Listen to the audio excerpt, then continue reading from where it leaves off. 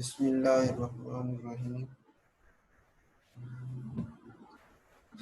चलो नेक्स्ट हमारा टॉपिक था चैप्टर नंबर 6 में discussion of different general properties of the transition elements.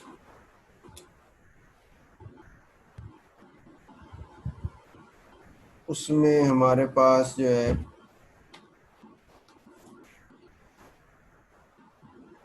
First आता है जी बाइंडिंग एनर्जी। ये शॉर्ट क्वेश्चंस के हवाले से ये जनरल कैरेक्टरिस्टिक्स काफ़ी इंपॉर्टेंट है। तो फर्स्ट है जी बाइंडिंग एनर्जी ना, उसकी डेफिनेशन शॉर्ट क्वेश्चन ये आता है डिफाइन कर दें उसका फैक्टर किस चीज़ पे वो डिपेंड करता है और उसका ट्रेंड बता दें। ट्रेंड हमने बताना है इसी ट्रांजिशन एलिमेंट्स की जो सीरीज़ है उसके अंदर। तो फर्स्ट जैसे बाइंडिंग एनर्जी नाम से आपको पता चल रहा होगा, बाइंड कहते हैं ना अटैच होना आपस में, जो उनकी फोर्सेस ऑफ अट्रैक्शन।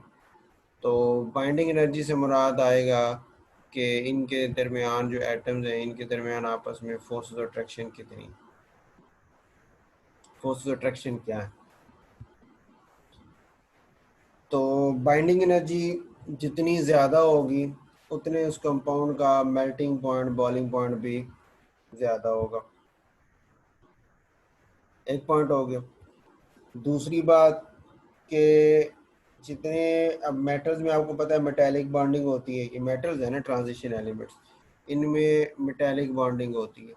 तो जो मेटेलिक बॉन्डिंग है जितनी मजबूत होगी उतना उस मेटल का मेल्टिंग पॉइंट बॉइलिंग पॉइंट ज़्यादा होगा।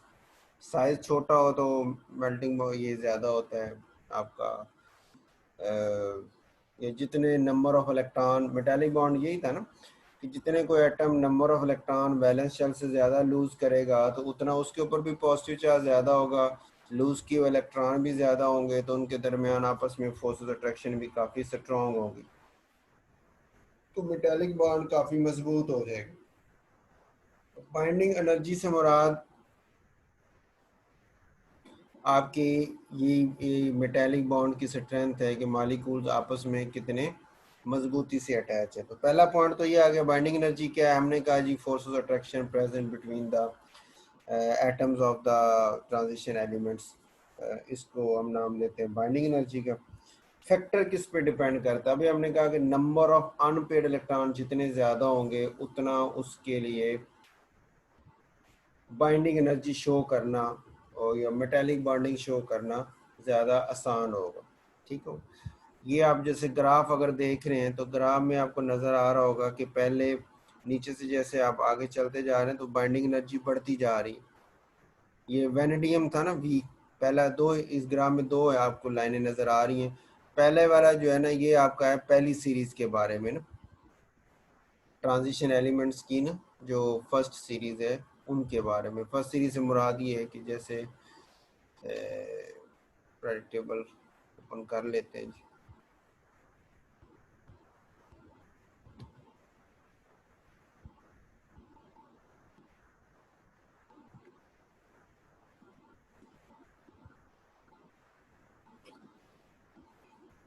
जैसे ये देखिए, अब इसमें इसको थोड़ा सा मैग्नीफाई कर लेते हैं।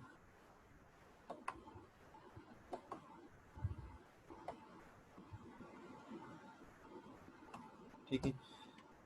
अब यहाँ पे देखिए ये जो फर्स्ट ट्रांजिशन एलिमेंट्स की सीरीज ये है ना जो 21 स्कैंडियम से शुरू हो रही है और ये जिंक तक जा रही।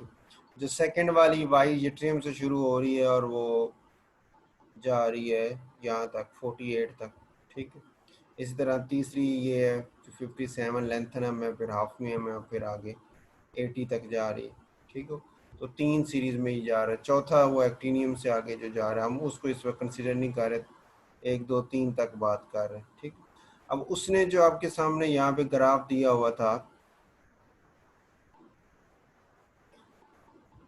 ग्राफ में आपके पास ये फर्स्ट वाला जो है ना ये पोटेशियम है, कैल्शियम है, फिर स्कैंडियम है और टाइटेनियम वगैरह, ये नहीं, ये एक ही पीरियड की बात हो रही जिंक तक ना, जो फर्स्ट ट्रांजिशन सीरीज वाला ना वो है। शुरू में दो एलिमेंट जो एस ब्लॉक एलिमेंट्स हैं पोटेशियम और कैल्शियम वाले, वो भी दिए हुए हैं। ये पोटेशियम और कैल्शियम फिर आ गए ये स्कैंडियम से लेके जिंक तक आ गए।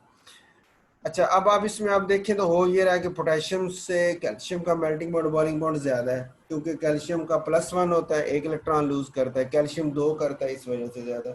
स्कैंडियम का और ज्यादा है क्योंकि वो 3 लूज कर सकता है ना, तो उसका डी ऑर्बिटल भी इन्वॉल्व होता है।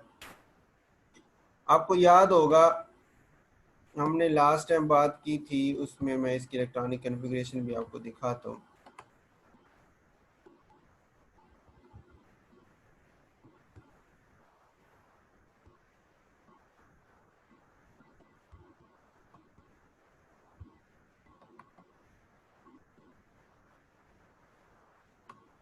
ये था,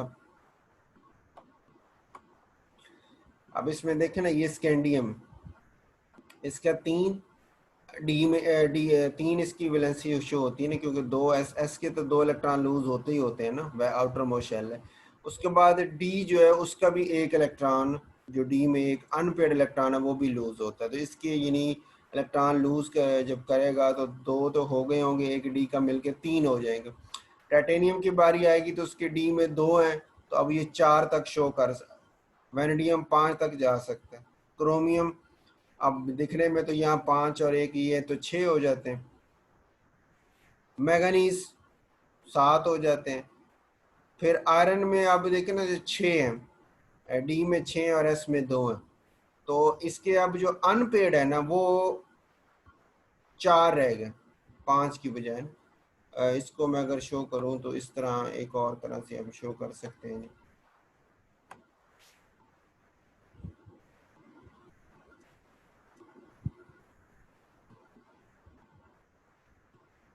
ये देखिए, ये बता रहे ना कि स्कैंडियम जो है उसके डी ऑर्बिटल में एक इलेक्ट्रॉन है। एस वाले तो 2 हो गए ना आपकी, और डी वाले में से एक इलेक्ट्रॉन उसका और लूज हो गया, तो स्कैंडियम +3 जब होगा तो 3 इलेक्ट्रॉन लूज करेगा, ज्यादा स्ट्रॉन्ग मेटेलिक बॉन्ड है।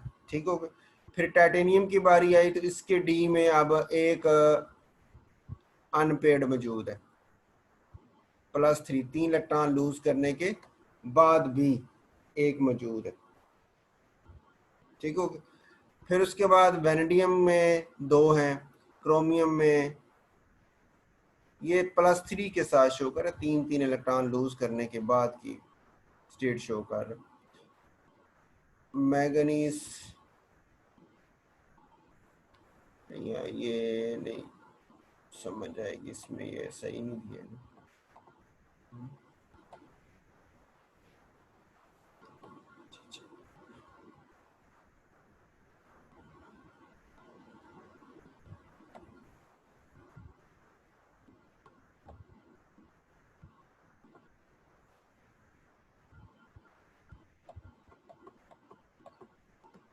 नोट्स में देखते हैं, शायद इससे अनपेड इलेक्ट्रॉन अगर ड्रा किए हैं तो ठीक, नहीं तो खुद से कर लेते हैं।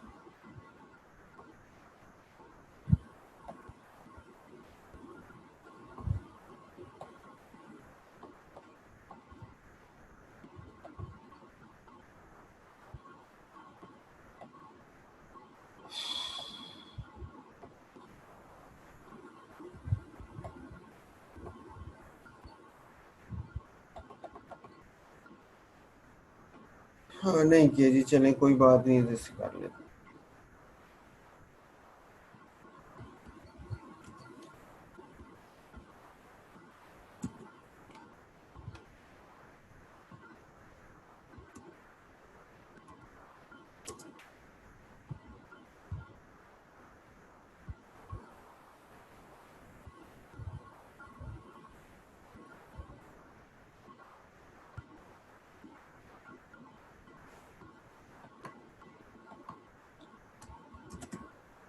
स्कैंडियम था जी फर्स्ट एलिमेंट, इसको बड़ा कर लेते हैं।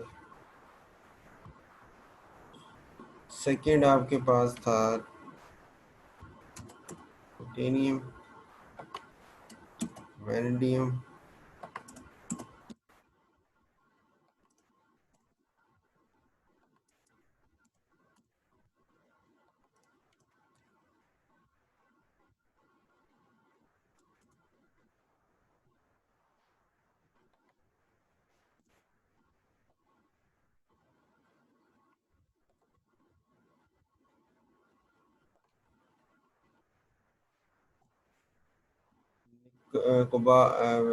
क्रोमियम, मैंगनीज, आयरन, कोबाल्ट, निकल और फिर जिंक।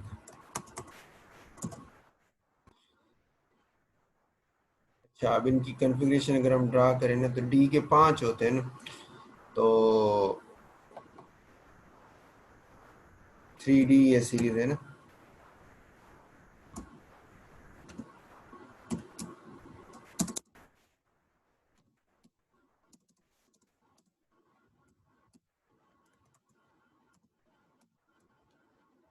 चार, 5, ठीक है।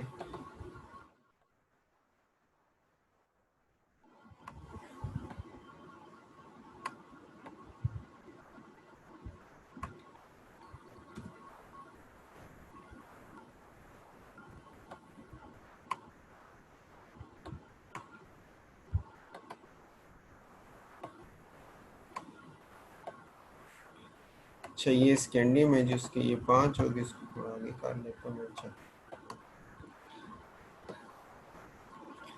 स्कैंडियम का आपका एटॉमिक नंबर 21 होता है ना, तो इसमें अब डी में इलेक्ट्रॉन आप जब अरेंज करेंगे तो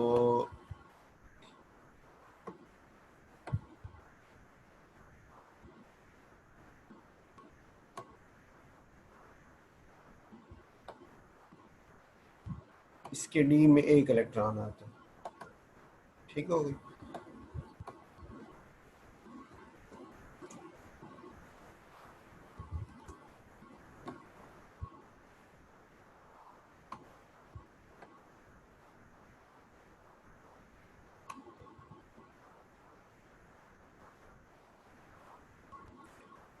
ये आपका टाइटेनियम है, इसके डी में 2 आते हैं।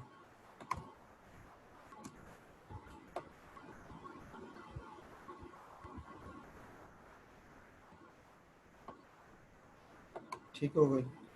फिर आगे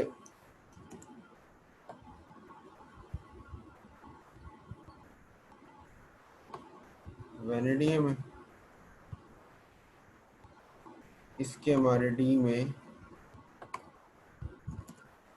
3 आते हैं। फिर क्रोमियम था, और उसका हमने बात की थी कि इसके होने तो 4 चाहिए ना, ठीक है, होने तो 4 चाहिए, 3 के बाद आगे 4 की बारी है। लेकिन होता ये है कि इसमें आपका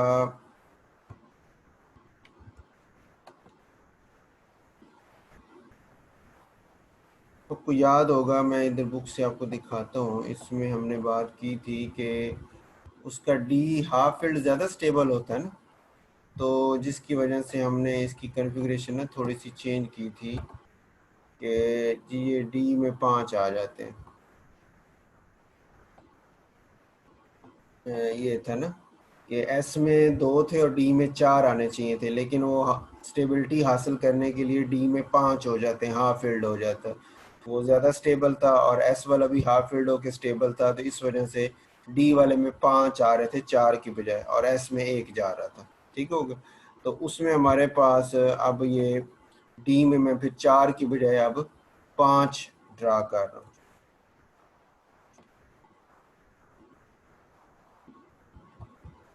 ठीक हो गया। उसके बाद बारी आती है मैंगनीज की। मैंगनीज में अब वो 5 ही होते हैं,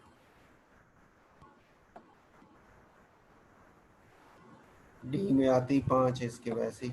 ठीक हो गया। फिर बारी आती है आपकी आयरन की, उसमें 6 हो जाते हैं।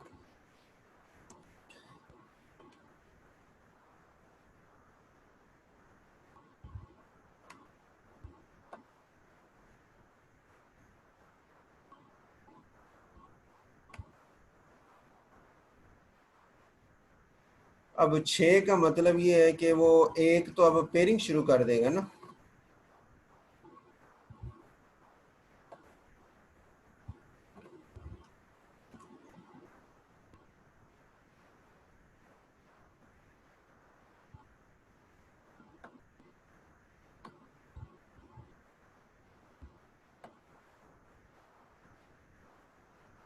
ठीक है, 6 आया तो एक आपका डी ऑर्बिटल में से एक पेयरिंग हो गई। अब वो जो कोबाल्ट है उसमें 7 आएंगे तो वो एक और पेयरिंग में चला जाएगा जी। तो नंबर ऑफ पेयरिंग बढ़ने की वजह से अनपेड इलेक्ट्रॉन जो है वो कम होते रहे। अच्छा, अब वो लूज जो होने थे ना मेटालिक बॉन्ड बनाने के लिए, जो इलेक्ट्रॉन लूज होने थे वो होने थे अनपेड।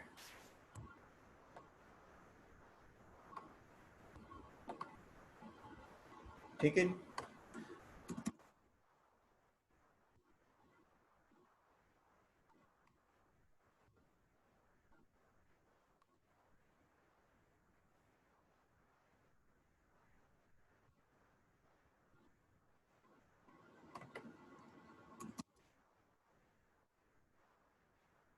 तो ये इसमें 6 थे आयरन में, कोबाल्ट में 7 हो गए, निकल में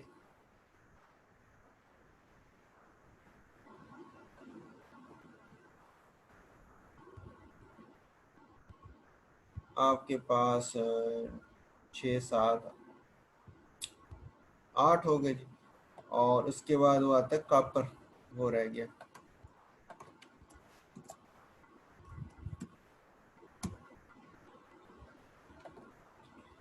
कॉपर में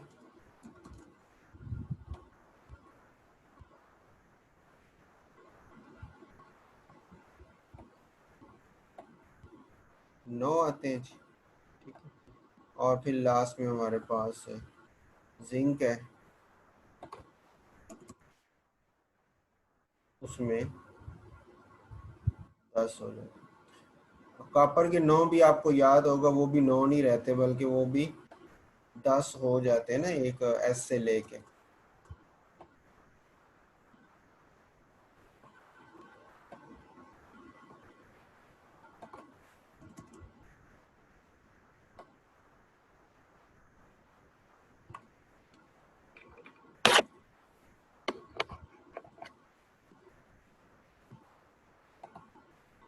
ठीक है जी, इसको मैं अब ये देखें एक पिक्चर में सारे इकट्ठे आ जाए तो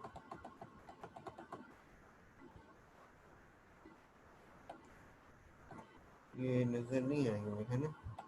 चलिए इसको थोड़ा इस तरह करते हैं, 2 3 4 5 एक तरफ कर लेते हैं।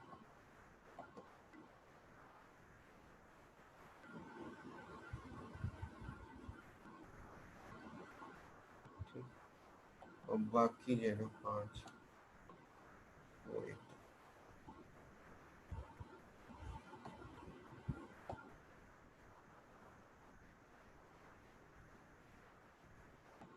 ठीक है, अच्छा अब इसको ज़रा आप देखें, इसको अब ये बड़ा हो सकता है मेरे ख्याल में। चलिए,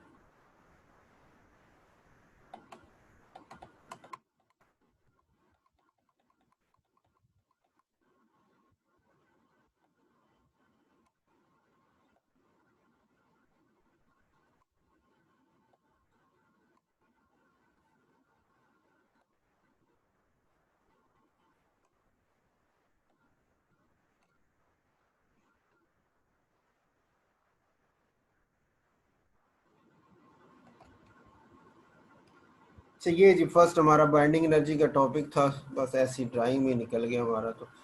अच्छा जी, इसमें फर्स्ट देखें, स्कैंडियम की डी में एक आ रहा है, टाइटेनियम में 2 है, वेनेडियम में 3 है, क्रोमियम में फिर 4 होने चाहिए थे, लेकिन हमने कहा कि वो स्टेबिलिटी हासिल करने के लिए एस से एक ले लेता है तो 5 हो जाते हैं। ठीक हो गया। फिर इसी तरह मैगनीज में तो 5 ही होते हैं, आयरन में फिर 6 होते हैं। अब देख रहे छठा जो पेड अप हो गया ना, जो इलेक्ट्रॉन पेयर अप हो गए वो लूज नहीं होंगे, वो मेटेलिक बॉन्डिंग में हिस्सा नहीं लेंगे। मेटेलिक बॉन्डिंग में सिर्फ ये अनपेड इलेक्ट्रॉन हिस्सा लेंगे। इसी तरह अब कोबाल्ट में एक और आया तो एक और पेयर अप हो गया, अब अनपेड 3 रह गए, फिर अनपेड 2 रह गए, फिर एक रह गया, और जिंक पे जाके अनपेड है ही कोई नहीं। इसका मतलब ये कि देखो ना, स्कैंडियम से लेके मैगनीज, क्रोमियम या मैगनीज तक अनपेड बढ़ते जा रहे हैं ना। एक आया, फिर 2, फिर 3, फिर 4, और फिर 5 हो गए, फिर 5। तो बढ़ने का मतलब ये है कि ज़्यादा इलेक्ट्रॉन लूज होंगे और वहाँ पे बाइंडिंग एनर्जी ज़्यादा स्ट्रॉन्ग होगी। क्लियर होगी, तो बाइंडिंग एनर्जी बढ़ती जाएगी। तो वो आपके पास जो आप ग्राफ आपको नज़र आ रहा था इसके अंदर, तो इसमें आप देखें ना तो ये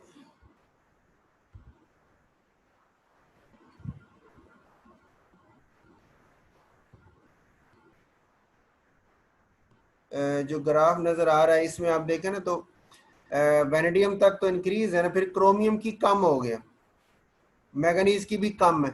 इन दोनों की कम क्यों है, उसकी रीजन आप ये बता सकते हैं कि जनाब अनपेड इलेक्ट्रॉन 5 तो हो गए, ज्यादा हो गए, लेकिन हाफ फील्ड है ना, हाफ फील्ड ऑर्बिटल क्या होता है, स्टेबल होता है। तो स्टेबल जो ऑर्बिटल है वो फिर इलेक्ट्रॉन लूज इतनी आसानी से नहीं करता, स्टेबिलिटी होने की वजह से। तो इस वजह से क्रोमियम के अब ये जो 5 अनपेड इलेक्ट्रॉन है वो हाफ फील्ड डी ऑर्बिटल हो गया, जिसकी वजह से वो इतना स्टेबल हो गया कि वो इलेक्ट्रॉन लूज करने की कोशिश नहीं कर रहा, सिर्फ एस वाले ही बाइंडिंग एनर्जी में हिस्सा ले रहे हैं, डी वाले हिस्सा ले ही नहीं रहे। तो जिसकी वजह से बाइंडिंग एनर्जी जो क्रोमियम की है वो वैनेडियम से कम होगी, और मैगनीज की भी उससे भी कम है कि उसमें अनपेड जो है वो आपके पास 5 ही हैं, उसमें भी 5 अनपेड आते हैं, ठीक हो, उसकी बाइंडिंग एनर्जी और कम। अच्छा, इन दोनों की कम हो, उसके बाद जब नेक्स्ट बारी आती है मैगनीज के बाद आयरन की ना, तो आयरन की बाइंडिंग एनर्जी आप देखो तो वो ज्यादा है इससे। उसकी वजह ये कि अब उसमें अनपेड इलेक्ट्रॉन कितने हैं, 4 है ना, तो 4 अब हिस्सा ले रहे हैं, लूज होके मेटेलिक बॉन्डिंग में हिस्सा ले रहे हैं, इंटरमॉलिक्यूलर फोर्सेस को बढ़ा रहे हैं। लेकिन अब आयरन से आगे जाएंगे तो फिर काम और डिक्रीज होना शुरू हो जाता है। उसकी वजह ये है कि आयरन में 4 है, आपके पास 4 अनपेड है ना, ये 4 अनपेड है। उसके बाद कोबाल्ट को देखें तो 3 है, निकल को देखें तो 2 है, कापर को देखें तो 1 है, जिंक को देखें तो कोई भी नहीं है। तो जैसे जैसे आप नीचे आ रहे हैं तो अनपेड इलेक्ट्रॉन की तादाद बढ़ती जा रही है, फिर मेटेलिक बॉन्ड या बाइंडिंग एनर्जी कम होती जाएगी। तो ग्राफ आपका यानी एक दफ़ा राइज कर रहा है और फिर वेनेडियम तक मैक्सिमम है, उसके बाद फिर डिक्रीज है, और आयरन के बाद फिर एक दफ़ा फिर जो है वो डिक्रीज होना शुरू हो जाता है। जिंक की सबसे कम एक अनपेड उसमें है ही कोई नहीं। क्लियर हो गई।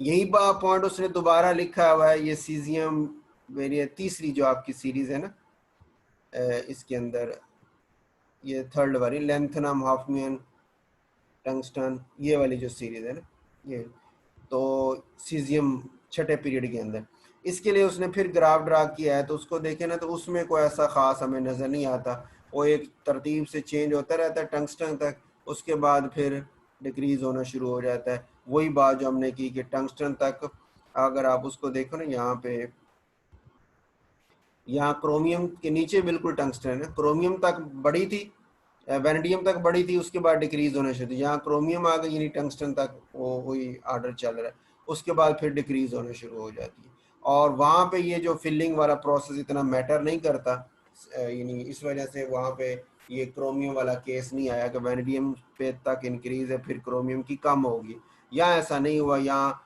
टेंटरम के बाद टंगस्टन ही आया है और फिर जाके डिक्रीज होना शुरू हो रही है कि पेयरिंग स्कीम उसकी जो है ना वो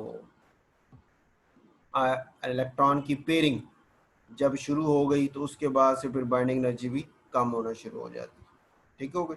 तो ये एमसीक्यू के हवाले से ये ग्राफ आपका हो सकता है, या इसमें शॉर्ट क्वेश्चन हो सकता है कि जनाब वेनेडियम जो है और क्रोमियम को कंपेयर करें तो वेनेडियम की ज़्यादा क्यों है और क्रोमियम की कम क्यों है। ठीक है, तो फिर उसको हम वो इलेक्ट्रॉनिक कन्फिग्रेशन लिख के बताते हैं, या आपके नोट्स में क्वेश्चन दिया भी होगा कि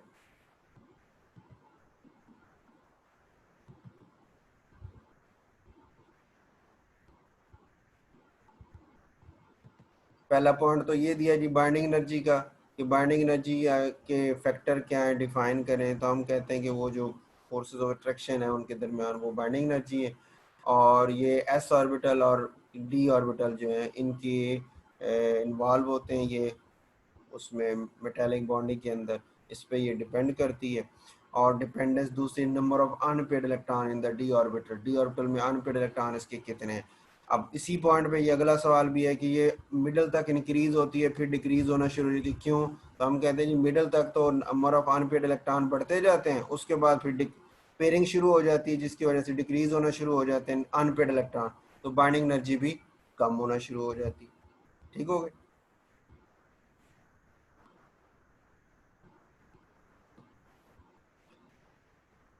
तो उसके बाद लास्ट में ये एक एमसीक्यू, इसमें एमसीक्यू भी आप शायद मार्क करते जाएं साथ साथ ही। एक तो एमसीक्यू आपका ये बनता है कि ये एन पे goes on decreasing until it become zero at group 2B, वही मिड तक इंक्रीज फिर डिक्रीज आ जाती है।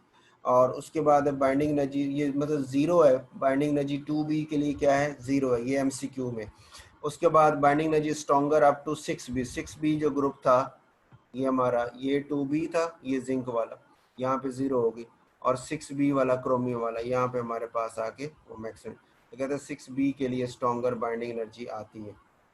ये आपने याद रखना है एमसीक्यू के हवाले से, ठीक हो गया। अच्छा, अब बाइंडिंग एनर्जी का अगर आपको आइडिया हो गया तो फिर मेल्टिंग पॉइंट बॉइलिंग पॉइंट भी तो उसी ट्रेंड पे होंगे ना, क्योंकि जितना मेटालिक बॉन्ड स्ट्रॉन्ग होगा उतनी मेल्टिंग पॉइंट बॉइलिंग पॉइंट भी ज्यादा होंगे, मेटालिक बॉन्ड वीक होगा तो मेल्टिंग पॉइंट बॉइलिंग पॉइंट भी कम होंगे। तो जो फैक्टर जो ट्रेंड आपका बाइंडिंग एनर्जी का वही मेल्टिंग पॉइंट बॉइलिंग पॉइंट का भी है, ये आपको तकरीबन वैसे ही नजर आ रहा होगा। वो जैसे उसका ग्राफ वो आप गया फिर नीचे आया, ठीक हो गया, उसी तरह इसका ग्राफ भी उसी तरह चल रहा है। ये देखें ना, पहले वाला सेंटर तक, फिर नीचे गया, फिर डिक्रीज होना, इसमें एक इंक्रीज है फिर डिक्रीज है, और इसी तरह वो उन्हीं दोनों का नीचे दिया हुआ है, देखिए ना, दूसरे वाले का उसी तरह इंक्रीज है फिर डिक्रीज है, और यहाँ पे भी उसी तरह क्रोमियम वेनेडियम तक फिर डिक्रीज होता गया, फिर उसके बाद इंक्रीज और फिर हल्का सा उसके बाद डिक्रीज होना शुरू हो गया। तो यानी वही ट्रेंड बिल्कुल सेम यहाँ पे आ जाता है। तो यहाँ पे शॉर्ट क्वेश्चन अगर हो कि मेल्टिंग पॉइंट बॉइलिंग पॉइंट का ट्रेंड, तो वही जो बाइंडिंग एनर्जी में आपने बताया वही यहाँ पे आ जाता है। हाँ, ये ज़रूर है कि आम आम आपकी जो मेटल्स हैं उनसे इनके मेल्टिंग पॉइंट बॉइलिंग पॉइंट काफ़ी हाई होते हैं ना, ये पहली लाइन में एमसीक्यू है कि है very high melting and boiling point due to strong binding forces, क्योंकि डी ऑर्बिटल भी इन्वॉल्व हो जाता है इसके साथ साथ, इस वजह से स्ट्रॉन्ग फोर्सेस हैं, मेल्टिंग पॉइंट बॉइलिंग पॉइंट इनके आम मेटल्स की निस्बत से बहुत ज़्यादा हाई होते हैं। बस यही है कि एमसीक्यू है, बाकी इसका शॉर्ट क्वेश्चन बनता है, उसका ट्रेंड और रीज़न वही है जो हमने बाइंडिंग एनर्जी में बात कर ली कि अप टू मिडल तक, यानी इस यही जो हमने यहाँ पे डिस्कस किया वही वाली बात यहाँ पे आएगी कि स्कैंडियम से लेके क्रोमियम तक मैग्नी तक जो है वो इंक्रीज होता जाएगा क्योंकि अनपेड इलेक्ट्रॉन बढ़ते जा रहे हैं, और उसके बाद फिर डिक्रीज होना शुरू हो जाएगा क्योंकि पेयरिंग शुरू होगी, नंबर ऑफ अनपेड इलेक्ट्रॉन कम हो गए, मेटेलिक बॉन्ड वीक हो गया, और फोर्स अट्रैक्शन कम होने की वजह से मेल्टिंग पॉइंट बॉइलिंग पॉइंट भी कम हो गए। तीसरा पॉइंट है जी covalent radii and ionic radii.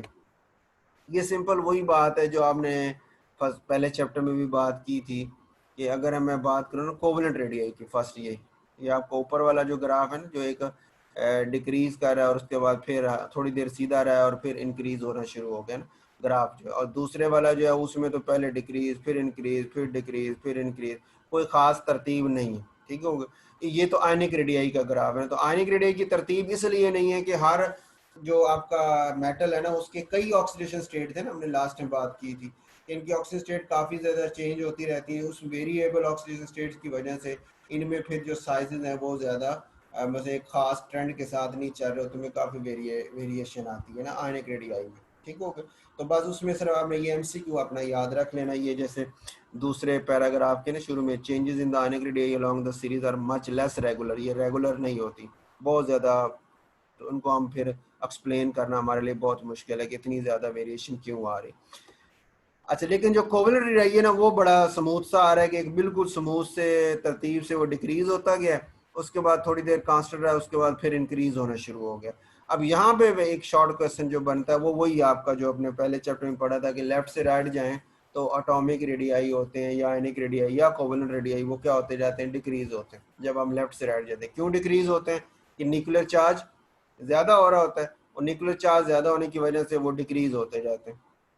General यही बात की थी ना पीरियड में कि पीसीबी पीरियड में लेफ्ट से राइट चलो तो न्यूक्लियर चार्ज बढ़ता जा रहा है, उसके बढ़ने की वजह से एटॉमिक साइज छोटा होता जाएगा, और इसी वजह से एटॉमिक रेडियाई या आयनिक रेडियाई या कोवेलेंट रेडियाई भी छोटे होते जाएंगे। ये जनरल ट्रेंड है।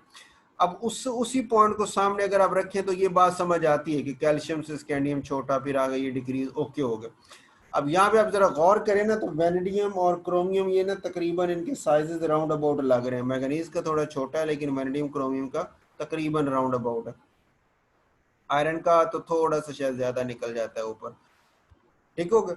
अच्छा, अब पॉइंट ये है कि वेनेडियम के बाद फिर ये आहिस्ता सा इन थोड़ी देर कांस्टेंट तकरीबन रह गया या थोड़ा बहुत चेंज हुआ, उसके बाद फिर इंक्रीज होना क्यों शुरू हो गया, ये सवाल में इम्पोर्टेंट है इस हेडिंग के नीचे कि इंक्रीज क्यों होना शुरू हो जाता है। तो उसका आंसर फिर हम यहाँ पे ये देते हैं, ये आपकी बुक में भी दिया हुआ है उसी को मैं पहले पढ़ देता हूँ। Covalent radii decrease rapidly at the start, then become almost constant, and finally begin to increase at the end of the series.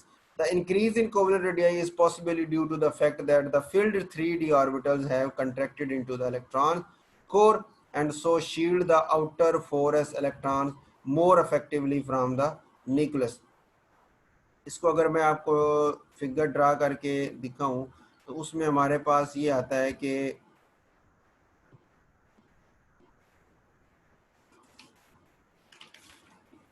बस यही वाला लास्ट पॉइंट कर लेते हैं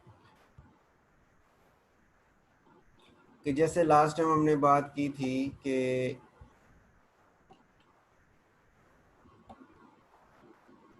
ये आपका वैलेंस शेल है या चौथा शेल है ना, चौथे शेल में एस ऑर्बिटल है, ये तीसरा शेल है, ठीक है।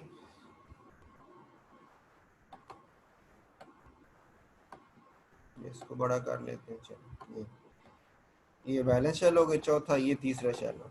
अब आपका जो 4s है वो यहाँ पे, चौथे शेल का एस ऑर्बिटल वो यहाँ पे, और तीसरे शेल का डी ऑर्बिटल वो यहाँ पे, ठीक हो गई। अब आपका न्यूक्लियस जो है वो यहाँ पे यानी पड़ा हुआ है, ठीक है। इसी में मैंने दूसरा और पहला शेल अभी छोड़ दिया। तो अब आप कहेंगे कि सर जो तीसरा 3D है ना वो 4s और न्यूक्लियस के दरमियान में आ रहा है। 3D जो है ऑर्बिटल है वो वैलेंस शेल और न्यूक्लियस के दरमियान में आ रहा है। तो शुरू में तो जैसे जैसे इस न्यूक्लियस का न्यूक्लियर चार्ज बढ़ता गया, फोर्स अट्रैक्शन ज़्यादा होती गई, ये इनको अपनी तरफ खींचता गया और जिसकी वजह से साइज छोटा होता गया। लेकिन जब आप पहुंचे ना उस पर कोबाल्ट यानी आयरन पे जाके, कोबाल्ट पे जाके, ये था ना हमारा ये, इसमें हमने देखा अभी कि जब आयरन पे जाके यानी ये वैनेडियम क्रोम मैंगनीज आयरन है, उसके बाद कोबाल्ट निकल है, तो इसके बाद फिर वो एक इंक्रीज होना शुरू हो गई। उसकी वजह ये है कि आपके इसी में अगर आप ऊपर देखें ना तो यहाँ पे आपका है, ये देखिए कि डी में शुरू में डी में इलेक्ट्रॉन थोड़े थे, एक था, दो था, तीन थे, चार, पांच, तो वो इतने थोड़े थे कि वो अपना असर अब दरमियान में आके इस न्यूक्लियस की अट्रैक्शन को, यानी इतने वो थोड़े थे कि इस न्यूक्लियस की वैलेंस शेल के ऊपर जो अट्रैक्शन है उसको रोक नहीं सकते थे। अपना शील्डिंग इफेक्ट वैसे ही उनका कम होता है डी ऑर्बिटल वालों का बाकी एस और पी की निस्बत से, तो वो इस वजह से वो डी ऑर्बिटल इलेक्ट्रॉन भी थोड़े थे, इस वजह से वो इसको शील्ड नहीं कर सके न्यूक्लियस को ना, एस ऑर्बिटल के जो इलेक्ट्रॉन है उनको वो न्यूक्लियस की अट्रैक्शन को उन तक जाने से नहीं रोक सके। लेकिन जब आप पहुंचे आयरन कोबाल्ट जो उससे आगे पहुंचे हैं तो इनमें इतने सारे डी ऑर्बिटल के इलेक्ट्रॉन यानी तादाद हो गई है, निकल में और कॉपर में 9 हो गए, जिंक में 10, इतने ज्यादा हो गए हैं कि अब वो अपना इफेक्ट शो कर सकते हैं। इतने ज़्यादा डी ऑर्बिटल में 3D में इलेक्ट्रॉन आ गए हैं कि अब वो अपना शील्डिंग इफेक्ट कुछ ना कुछ शो करते हैं, जिसकी वजह से वो न्यूक्लियस की अट्रैक्शन को रोक देते हैं। तो फिर 4s जो है वो इतनी ज़्यादा न्यूक्लियस की अट्रैक्शन को फील नहीं करता, तो वो ज़रा न्यूक्लियस से दूर हो जाता है, यानी उसका साइज जो है वो बड़ा हो जाता है, ठीक होगी।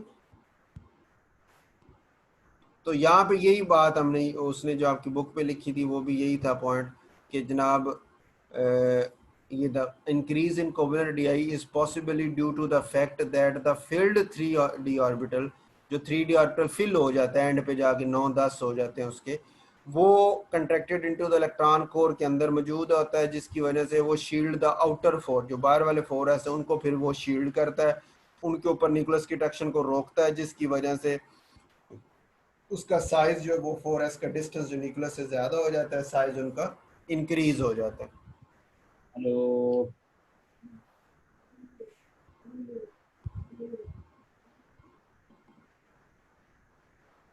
तो में क्या हो गया है? ठीक है जी, चलें बस करते हैं यहाँ तक ही हो। तो